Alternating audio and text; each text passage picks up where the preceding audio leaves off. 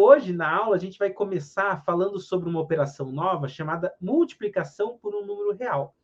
E, basicamente, a gente vai interpretar o que acontece com um vetor quando eu multiplico por um número.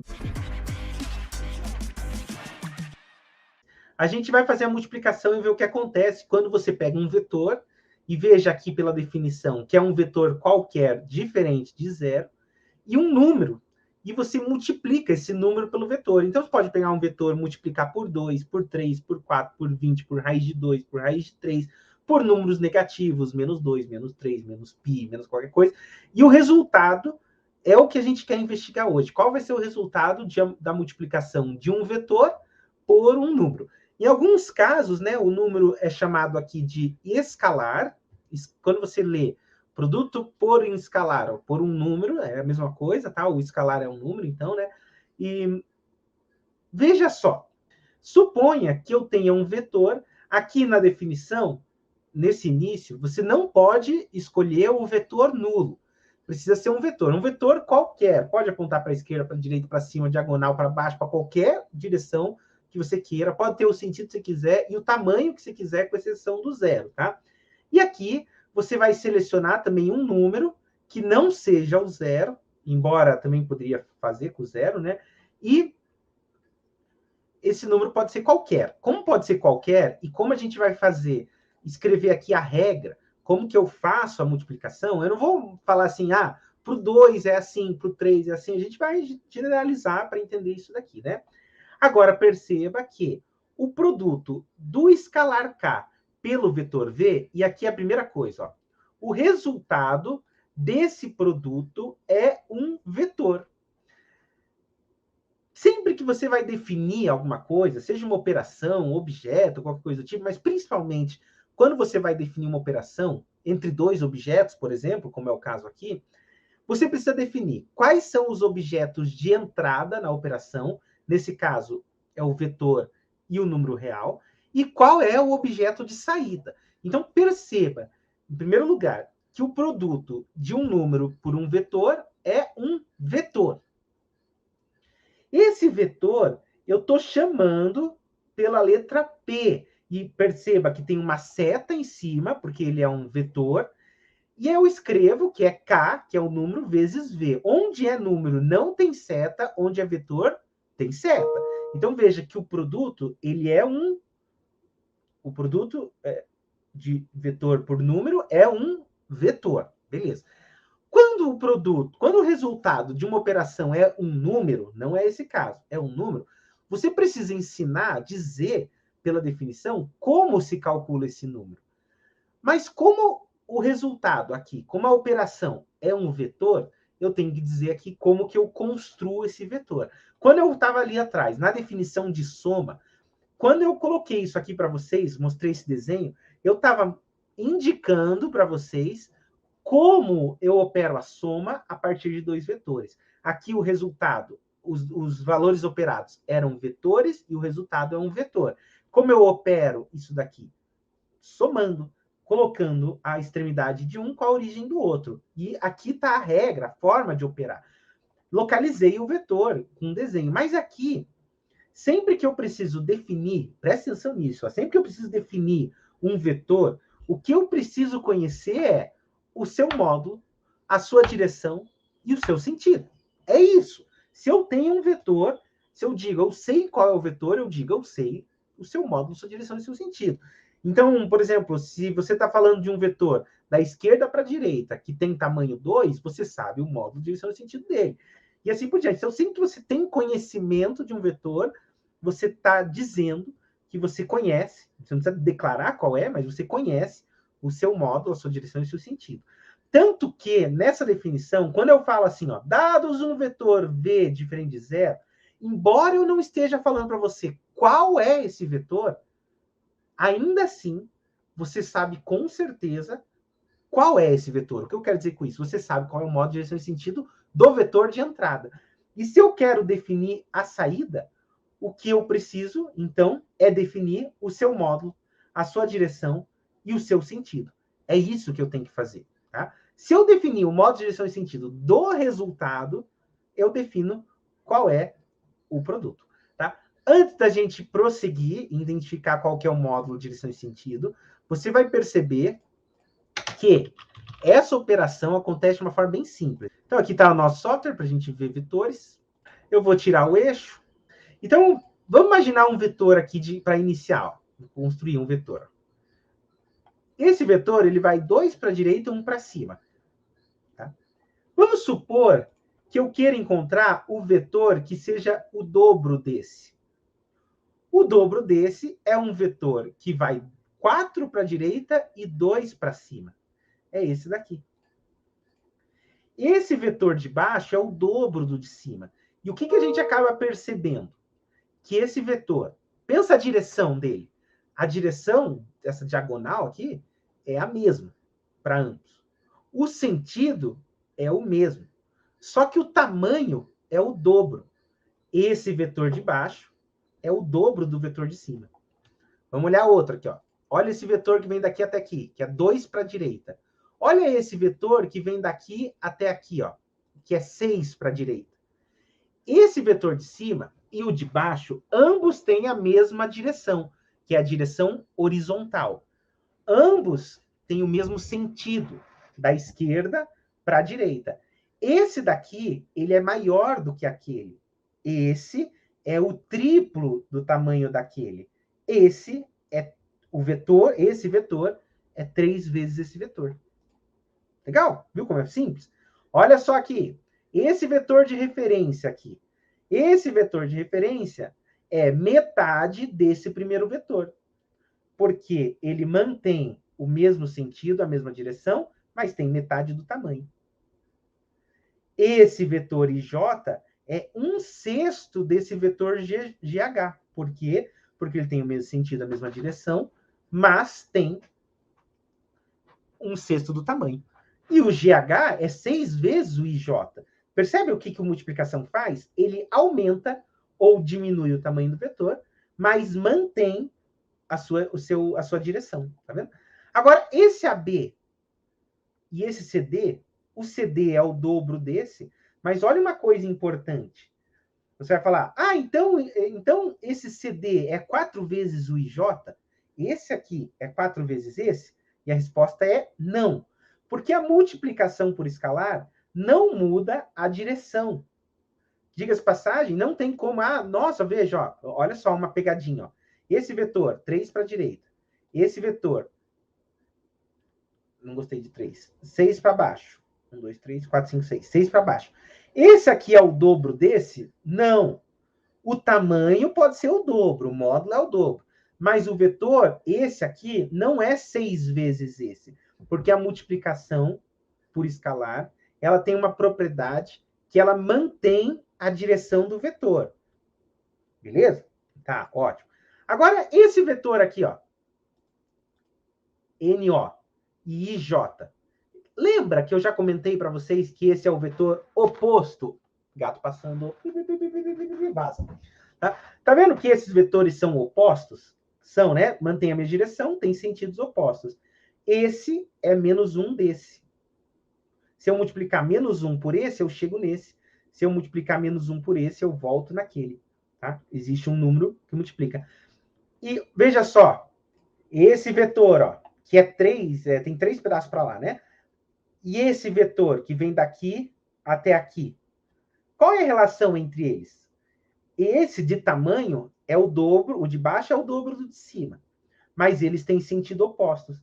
Então, para eu chegar no anterior, eu multiplico por menos 2. Tá dando para entender? Olha só o que acontece. A multiplicação, ela funciona de uma forma bem peculiar. Porque olha a figurinha aqui, ó, de novo. Esse é o vetor U. O vetor meio de U é um vetor que tem a mesma direção de U, o mesmo sentido de U, mais metade do tamanho. E esse outro vetor aqui, o laranja, é o vetor menos 2U, porque ele tem o dobro do tamanho de U, mas um sinal negativo acaba apontando para o outro lado. Então, aqui da multiplicação por vetor, por número, né, você tem que perceber que existem duas características. Primeiro, o valor absoluto do número, vamos supor, deu menos 5, o valor absoluto é 5, ou deu 4, o valor absoluto é 4 mesmo, o valor absoluto dele altera o tamanho do vetor resultante. Então, se você tem o vetor 1 vezes 4, ele fica 4 vezes maior, vezes menos 4, ele fica 4 vezes maior também. Então, o valor absoluto do número, ele altera o tamanho. Se você multiplica o vetor por 1/3, ele fica com 1/3 do tamanho. Se você multiplica por menos 1/3, ele fica com 1/3 do tamanho também. Acontece que o sinal, agora, se você multiplica por mais 2 ou por menos 2, quando você multiplica por um número positivo, o sentido do vetor se preserva. Ele continua sendo mais apontando no mesmo lugar, só fica com o tamanho dobro. Quando eu multiplico por menos 2, ele fica com o tamanho dobro, mas aponta no sentido oposto. Percebe, então, como que fica a multiplicação por escalar? Agora acho que fica bem claro, né? A multiplicação, o que ela faz? Ela mexe com o tamanho, mexe com o sentido, mas nunca mexe com a direção. Veja, ó, que um vetor que está da esquerda para a direita não tem número que eu multiplique que faça ele ficar de baixo para cima. Não tem a multiplicação por escalar, não faz com que ele fique de baixo para cima. Não tem, só não tem solução. Se você faz assim, tente achar um vetor da esquerda para a direita que multiplicado por um número faz ficar de cima para baixo. Não existe, tá? A gente vai dizer lá na frente que esse é um sistema impossível. Não tem condição, não é impossível, não tem como fazer isso com essa operação que está aqui. Mas agora eu tenho capacidade de formalizar com vocês o que seria essa definição. Dá uma olhadinha. O vetor resultante, o P, que é o produto, ele será um vetor que terá módulo, direção e sentido. O seu módulo, olha só, o módulo de P, vamos colocar o símbolo de módulo, que é dado pelo módulo de KV, né? Será o módulo de K pelo módulo de V. O módulo de V é o tamanho do vetor original. Então, eu pego o vetor original, vamos dizer, ele tem 2 de tamanho, e multiplico por menos 2, então ele vai ter 4 de tamanho. Você vai falar, menos 4? Não, porque você sempre vai pegar o valor positivo. Então, um vetor de tamanho 2 multiplicado por 2 acaba tendo 4. Um vetor de tamanho 2 multiplicado por 3 vai ter tamanho resultante módulo 6. Tá? E a direção? A direção é a mesma do vetor que você está usando para multiplicar. E o sentido? O sentido depende. Se você usou um número positivo, o sentido se mantém o mesmo. Se era da esquerda para a direita, mantém da esquerda para a direita. Se você usou um valor negativo, você acaba trocando o sentido.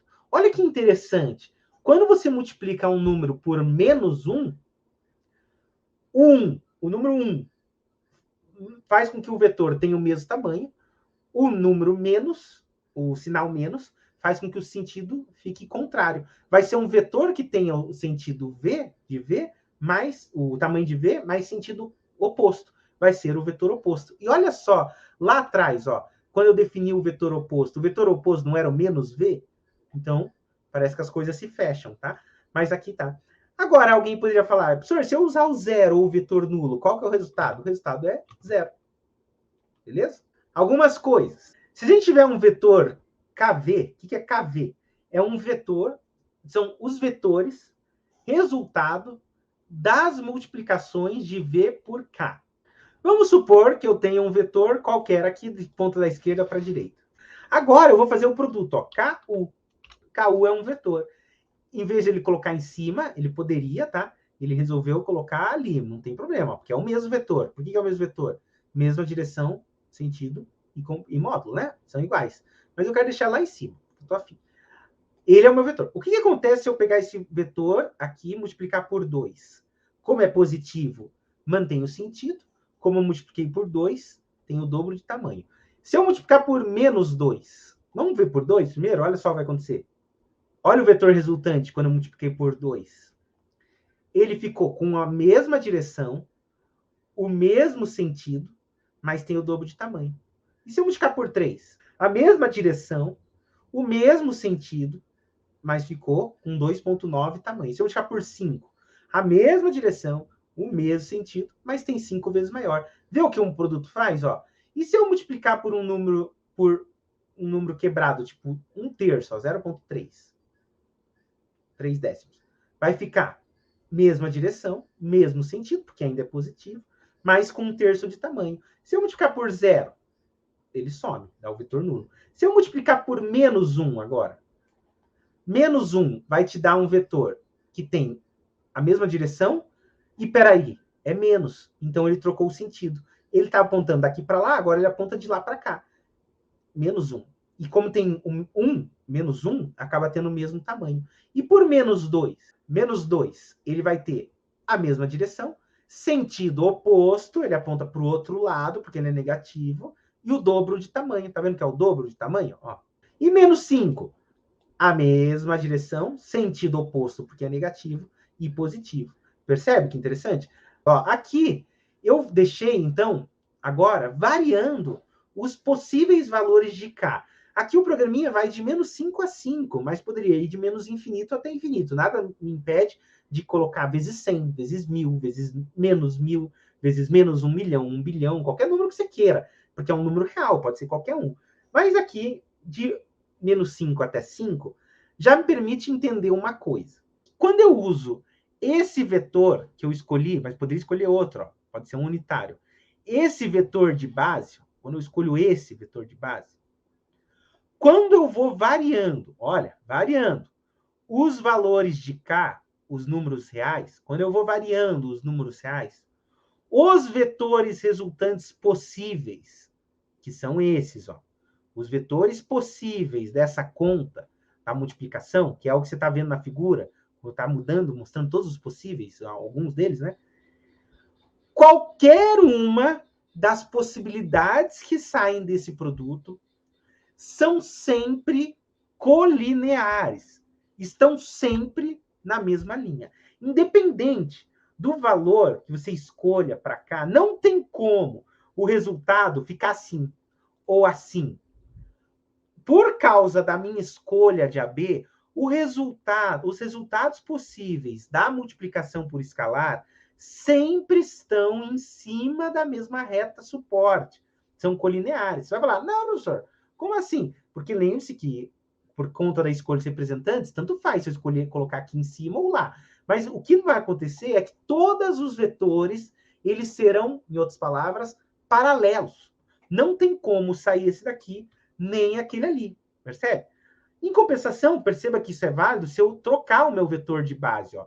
Se eu, por acaso, escolhi esse vetor e, a partir dele, fazer a multiplicação K vezes esse vetor, as possibilidades de resultado que eu posso escolher sempre estarão sobre a mesma reta suporte, sempre serão colineares.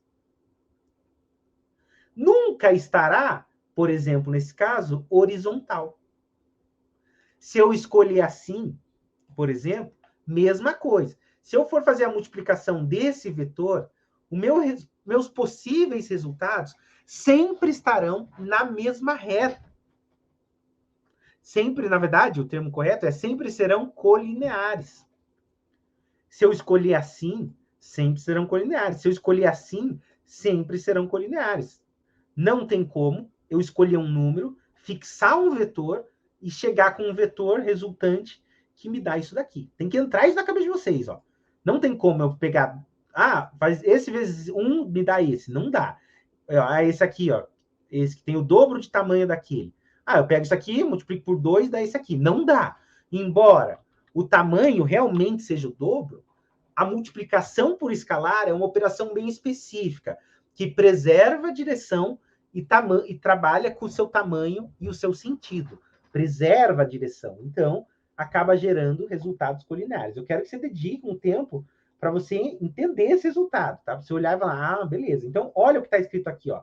Se você escolher um vetor KV, em que você definiu um vetor V que não é nulo, quando você faz K variar entre os possíveis valores reais, você vai ter infinitos possíveis vetores de resposta, mas o que esses vetores têm em comum é que eles são colineares a V e também, por consequência, são colineares entre eles. Esse resultado nos leva a observar que aqui você vai perceber uma outra implicação disso. Quando eu escolho esse AB,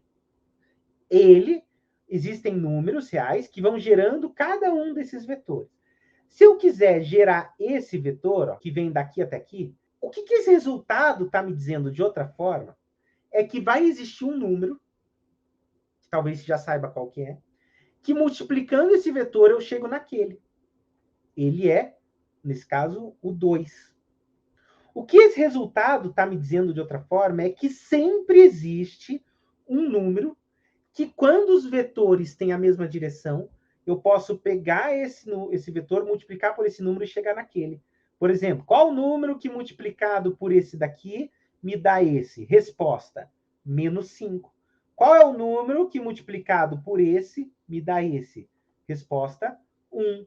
Qual é o número que multiplicado por esse me dá esse? Resposta, 3. Qual é o número que multiplicado por esse me dá esse? Resposta, -2. Qual é o número que multiplicado por esse me dá esse? Resposta, meio. Qual é o número que multiplicado por esse te dá esse? Resposta, -meio. Então, sempre vai existir um número, e pode ser entre esses outros que eu desenhei, por exemplo, que número multiplicado pelo CD me dá esse aqui? Resposta, -2,5. Então, sempre vai existir números que satisfazem essa condição. Beleza? Então, guarda isso, que é um resultado meio esquisito, por que não, né? Mas é o que está escrito aqui, ó. Por outro lado, uma outra forma de entender esse resultado é que qualquer dois vetores U e V, qualquer vetor dado, se você souber que eles são colineares, eu sempre consigo escrever um vetor em função do outro como um produto de um número escalar por esse vetor. Vai existir um K, que é um número real, que multiplicando por V me dá U. Ou um outro K, que multiplicando por U me dá o V, dá na mesma, tá? Mas daí o K vai ser diferente. Geralmente um é o inverso do outro, tá? Beleza? Esse resultado é muito importante por dois motivos. Primeiro, lá na frente, essa vai ser a nossa condição de paralelismo, é o meu teste, a equação base para eu verificar se dois vetores são paralelos. E segundo, que essa geração de vetores colineares é o que vai, lá na álgebra linear, me permitir gerar, a gente fala, gerar os vetores de base. E a partir dos vetores de base, qualquer vetor da reta do plano de espaço ou do hiperespaço. Quando você escolhe valores de K, possíveis valores de K, você vai encontrando os vetores colineares dentro da possibilidade que tem aí, tá? E que também, se você tiver dois vetores que são colineares, você multiplica um pelo outro, você chega no anterior. Outra característica que eu coloquei como observação, porque é uma consequência da minha definição. A definição me ajuda a entender melhor esse objeto. Vamos voltar para trás. Aqui. Eu defini há um tempo atrás, há 2 aulas, eu acho, o que é o versor de um vetor não nulo. O versor é um vetor que tem a mesma direção, o mesmo sentido, mas é unitário. Então, veja, o versor do vetor AB é o vetor CD, porque ele tem a mesma direção, o mesmo sentido. Mas o tamanho é unitário. E agora, com esse último resultado que eu discuti, talvez você esteja percebendo que, a partir de qualquer vetor, se o versor ele tem a mesma direção e, portanto, é colinear, eu chego nos versores a partir de uma multiplicação por escalar. E o que minha observação 3 disse? Ele disse que, se dois vetores são colineares, existe um número que, multiplicando um, eu chego no outro. Eu construo um em relação ao outro. Então, olha o que eu estou escrevendo aqui. Ó. Se eu pegar V, o seu versor será o U. Qual é a relação entre V e U? U é unitário, V não é. Ambos têm a mesma direção e o mesmo sentido. Se eu quero gerar um vetor com a mesma direção e o mesmo sentido, é só eu fazer uma multiplicação por um número. Mas a pergunta que resta é, qual o número? Bem, vamos supor que o vetor V ele tem o tamanho 2. Como que eu faço para ele ficar com o tamanho 1? Eu multiplico por meio. Se eu multiplicar por meio, ele mantém a direção, porque a multiplicação mantém a direção, mantém o sentido, porque eu escolhi positivo, mas o seu tamanho fica reduzido na metade. Se ele era 2, ele passa a ser 1. Então, o meio, esse número meio, é o número, ó, Veja que 1 sobre o tamanho de V é um número real, K. Essa análise de olhar o que é vetor, o que é número, o que é vetor, é importante. Ó. 1 é um número, óbvio, né? Agora, o módulo de V, o V é um vetor, mas o seu módulo é um número, é o seu tamanho, é 2 nesse caso que eu falei. Como que eu faço para escrever o versor? Primeiro, quem é o versor? É um vetor de mesma direção, mesmo sentido, mais unitário. Como que eu faço desse para esse? Eu pego esse daqui, multiplico por 1/4. Daí eu chego nesse. Da onde eu tiro o quarto, o 4? É o tamanho. 1, 2, 3, 4. É o módulo do vetor. Por isso que lá na expressão eu fiz 1 sobre o tamanho, 1/4. Eu peguei o tamanho, 4, 5, 2, 1, e dividi 1 sobre o tamanho. Então, eu peguei 1/5, 1/10 e assim por diante. Gerei o versor. Nos livros, você vai ver isso acumulado numa única expressão. O U é a razão do vetor V sobre o seu tamanho. Eu divido pelo tamanho, mas divisão aqui não faz sentido, eu multiplico por 1 sobre o tamanho e coloco. Por que alguns autores não gostam de colocar como divisão? Porque eu não falei para vocês o que é divisão. Na verdade, nem existe essa tal de divisão. Existe a divisão de número, mas não de vetores. Não existe divisão de vetor. Guarda isso na cabeça, tá? Existe isso aqui. Então, eu coloquei assim. Olha só, vamos ver o tamanho do vetor U? Como que eu faço o tamanho? Tamanho do vetor U, eu pego o módulo. O módulo, eu vou pegar o módulo disso aqui, ó, módulo de V sobre módulo de V. Só que o módulo de V é um número, então ele dá o módulo de V. E o tamanho do vetor V é o tamanho do vetor V, então dá 1. Fechou. Ótimo. Essa expressão que eu acabei de escrever é a forma de cálculo do versor. E se eu isolar o V, eu posso escrever que o V é obtido pela multiplicação do vetor unitário U, ou seja, do versor, pelo tamanho de V. Então, olha só esse desenho. O U é o meu vetor unitário, ou seja, o meu versor de V. O V tem 3 vezes o tamanho de U. E se eu quiser escrever V em função de U, eu escrevo assim, ó, V é igual a 3U. E se você quiser escrever U é V sobre 3. Agora vamos ver algumas propriedades da multiplicação quando a gente faz número real. Essa propriedade associativa já apareceu na soma, né? Você pode trocar a ordem, não altera o resultado. A identidade é o elemento neutro, que é o 1. O 1 é o elemento neutro do produto. Se eu multiplicar por 1, o vetor V, eu gero V. Agora, se for escalar, eu for fazer o produto de A mais B por V, vamos supor, 2 mais 3 vezes V, eu posso fazer 2 vezes 3, vou colocar isso na lista de exercícios para vocês treinarem. Desculpa, posso fazer 2 vezes V, 3 vezes V, separadamente, somar o resultado vai dar a mesma coisa, vai dar 5V, tá? Então, vale a distributividade. Distributividade, alguns professores meio toscos, sei lá, chamavam de chuveirinho, lembra, né? É isso. E distributividade em relação aos vetores também. Se eu for fazer A, que multiplica V mais U, se eu fizer A vezes V, depois A vezes U e somar, dá na mesma, tá? Então, vamos fazer um exemplo. Dados vetores U, V e W, vamos construir 2U menos 3V mais meio de W, que é a soma S. Vetor U está mais ou menos aqui. Vetor V está mais ou menos aqui. Vetor W está mais ou menos aqui. Né? Agora, eu vou fazer, primeiro, é 2U. Pego o U, que é o de cima, e faço 2. Vou colocar em cima? Não vou colocar em cima, porque senão vai ficar uma salada. Ó, eu vou fazer um vetor que é o dobro.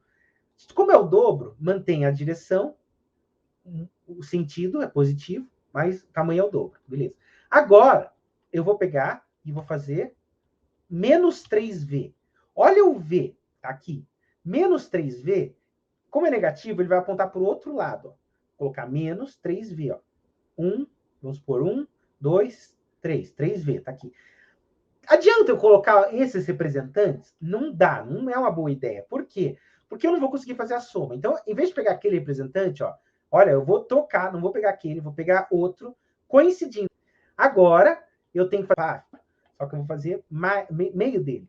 Meio dele é metade só, vem daqui até aqui, vamos supor. Agora, vou colocar ele aqui? Não vou colocar ele solto, eu vou colocar ele no final. E agora? Segue o caminho, ó. Começou aqui, veio para cá, foi para lá, veio para cá. Esse é o vetor resultante. Fechou. Fiz certo, professor? Será que está certo? Vamos colocar algumas coisas? 2U. Olha quem é. Ficou mais ou menos igual, ó. Quem que era o outro? Menos 3V. Ficou tá quase, né? E o outro aqui, menos Não, mais W sobre 2. Tá em cima aqui, ó, mas é igual. Agora, quando eu fizer, ó, a soma dos dois, de todos, ó, deu bem parecido. Por quê? Porque o meu desenho tá fora de escala. Mas deu parecidinho, tá bom? O que é o ângulo entre vetores? É uma coisa, né? Porque, veja, né, o vetor, quando a gente discutiu lá atrás, é o conjunto de segmentos equipolentes. Então, são infinitos, tem infinitos representantes. Quando você vai definir alguma coisa com vetor, seja a soma, a diferença, a multiplicação, agora, o que seria o ângulo entre dois vetores, você tem que saber trabalhar bem com a escolha dos representantes. Porque é a partir dela que você faz as conexões certas. Os vetores, para você identificar o ângulo, você não pode agora colocar a extremidade de um com a origem, porque não é assim. A definição de ângulo, olha a figura que vai ficar mais fácil, ó. A definição de ângulo, em vez de você pegar qualquer vetor aqui, ó, deixei bem grandão, ó.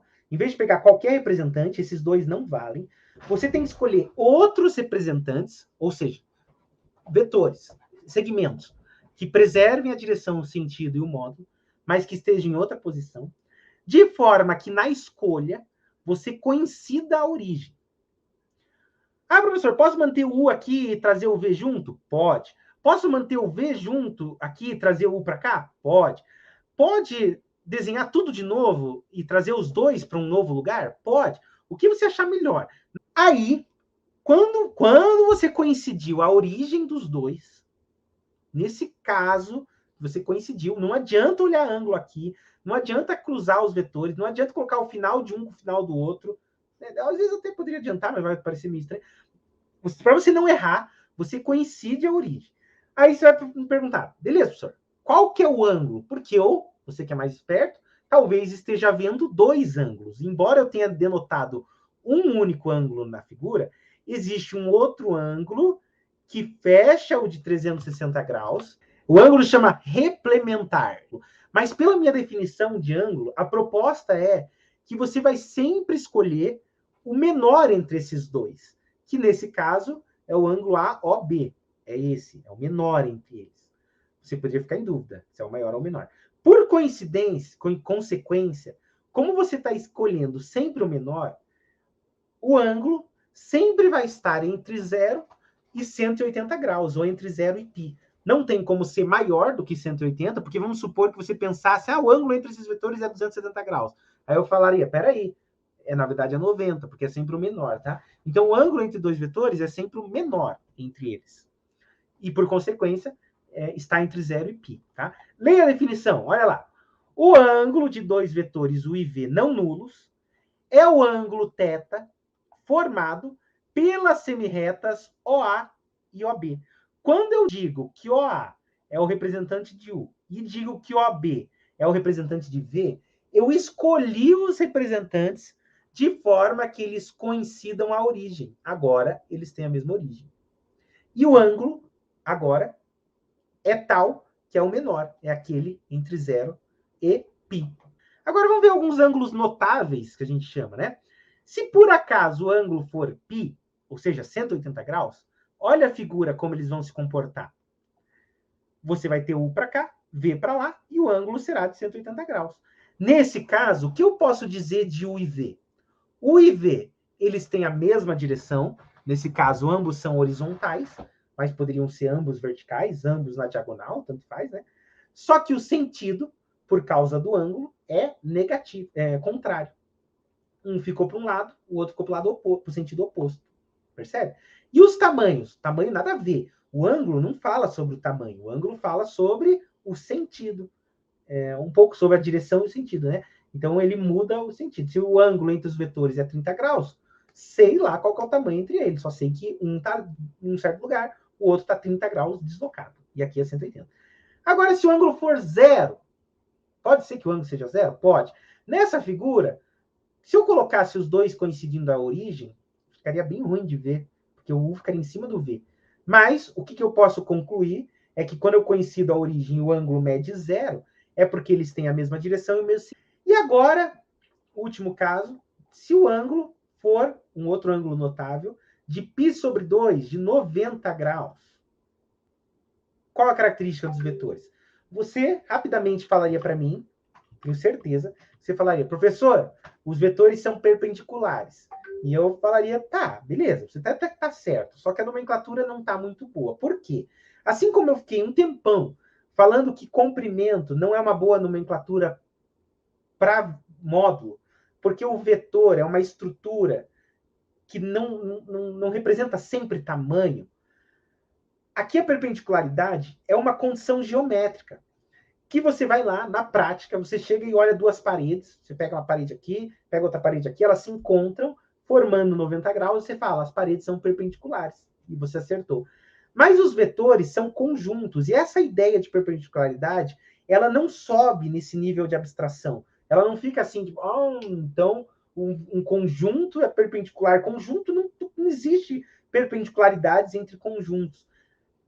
O que vai existir nesse caso é uma palavrinha chamada ortogonalidade, que, na verdade, representa a mesma coisa, mas não tem uma interpretação física, geométrica, tá? A ortogonalidade, quando eu falo dois vetores são ortogonais, significa que existem representantes deles, que esses sim são perpendiculares. Os representantes são os segmentos de reta. Esses sim são perpendiculares, os outros não, percebe? Por isso que eu falo assim, ó, se o ângulo entre eles for 90 graus, eles são ortogonais, em outra palavra, eles são perpendiculares. E o que a gente acaba denotando é isso, ó. U é perpendicular a V. Olha a notação, não lembra a perpendicularidade, tá? Mas eu sempre vou falar ortogonalidade, tá? Então, perpendicularidade, sempre que eu falo perpendicularidade, embora no senso comum a gente não use assim, né? Quando eu falo perpendicularidade, eu estou dizendo, tá implícito o encontro dessas retas, desse segmento, desse plano, qualquer coisa. Quando eu falo perpendicularidade, eles se encontram. Ortogonalidade, não necessariamente. Olha só uma curiosidade. Só para você ver como isso funciona. Será que vale o teorema de Pitágoras aqui? Vale. Vale o teorema de Pitágoras, olha só. Só que o teorema de Pitágoras vale não se você pegar os vetores, pegar os seus tamanhos, ó. Vale isso daqui. O quadrado da hipotenusa é igual à soma dos quadrados catetos. Isso é válido. Sem problema nenhum. Desde que você respeite que isso é válido para o módulo, não para o vetor. O vetor não dá para fazer vetor ao quadrado, a princípio. Na verdade dá, mas não ainda. Tá?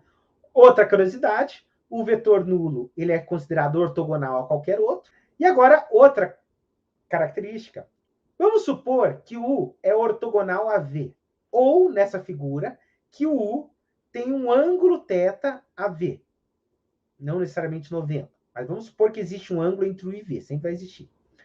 Se o M for um número real qualquer, o U, além de ser ortogonal a V, também será ortogonal a MV. Se for 2V, 3V, menos 3V, menos 5V, também será ortogonal. Ou se U tiver um ângulo θ com V, terá um ângulo θ com 3V, 4V, 5V, menos 5V. Por quê? Porque, você se lembra, a multiplicação por escalar, né? Quando eu multiplico por um número, mantém a direção. Mantendo a direção, mantém-se o ângulo entre os vetores. O que eu quero que você perceba, então, é que o ângulo é uma medida que compara a direção entre diversos vetores. Dois vetores, no caso, né? Legal? Gostou? Então, gostou, não gostou, não gostou, não tem problema. Agora que a gente terminou essa parte 1, comemora, cara! Você terminou a parte 1, você é do mal, velho. Você sobreviveu 1 semana de curso, isso é muito bom. Eu tô feliz por você, de verdade, tô feliz por mim, que tive a paciência de te aguentar, mesmo não te vendo, que eu tenho muita mensagem, né? Então, né? O que você vai fazer? Eu vou fazer uma lista. Fazer uma lista 2. Lista 2. Lista 1, parte 2, ou qualquer coisa que você queira. Então, no mais, tudo bem pra você?